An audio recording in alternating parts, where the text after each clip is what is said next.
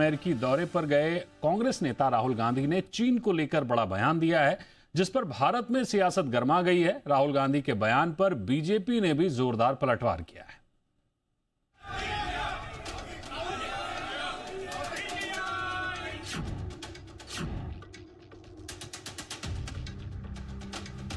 विदेश से ही अपनी प्रेरणा लेने वाले लोग आज विदेश में ही जाकर भारत के विरुद्ध दुष्प्रचार कर रहे हैं। ये दुखद है, निंदनीय है।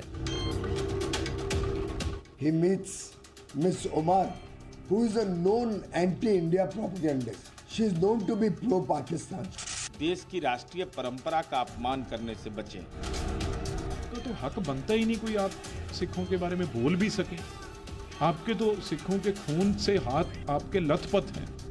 राहुल जी का विदेशी पोषित मानसिकता का जो जिन्न है वो समय समय पर विदेश जाने पर उनके अंतर्मन से निकल पड़ता है। That I will uphold the sovereignty and integrity of India. 25 जून 2024 को राहुल गांधी ने बतौर सांसद भारत की संप्रभुता और अखंडता को अक्षुण्ण रखने की शपथ ली थी। करीब 2.5 महीने बाद राहुल पर देश की संप्रभुता और अखंडता को चुनौती देने के आरोप लग रहे हैं। राहुल पर आरोपों की शक्ल में सामने आई है विदेश से 2 तस्वीर।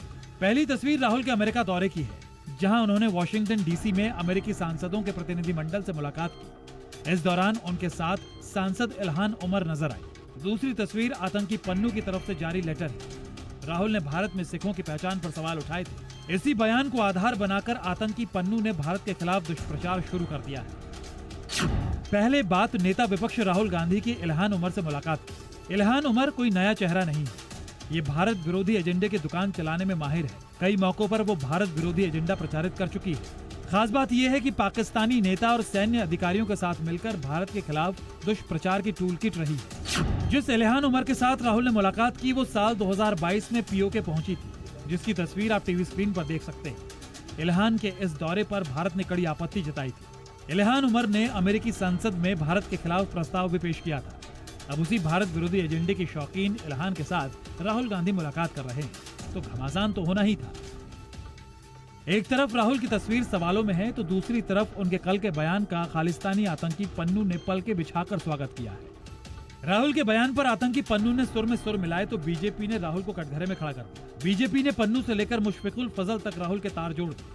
दरअसल राहुल गांधी ने वॉशिंगटन डीसी में सवाल जवाब कार्यक्रम में भारत में सिखों के हालात पर चिंता जताई थी। पन्नू से लेकर इल्हान उमर वाला विवाद थमा नहीं था।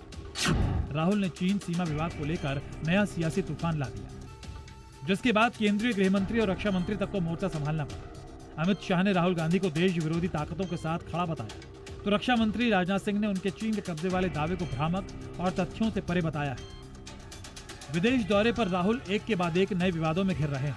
सवाल पूछे जा रहे हैं कि क्या राहुल की विदेशी विवाद गाथा पर ब्रेक लगेगा या सियासी गलियारों का असल तूफान अभी बाकी है। ब्यूरो रिपोर्ट, जी मीडिया।